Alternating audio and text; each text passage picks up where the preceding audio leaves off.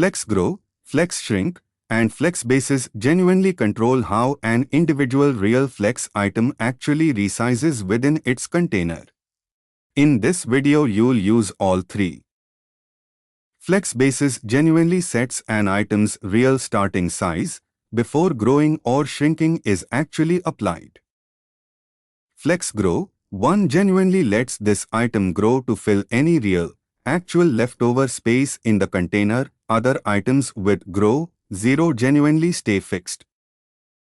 Flex shrink, 0 genuinely prevents this item from shrinking below its real basis, even if the actual container gets too narrow. Flex basis genuinely sets a real item's starting size. Flex grow genuinely lets an item expand into leftover real space. Flex shrink, 0 genuinely prevents an item from shrinking below its basis. Build a real flex row where one item grows and to stay fixed size. Ready to build a real responsive nav with Flexbox.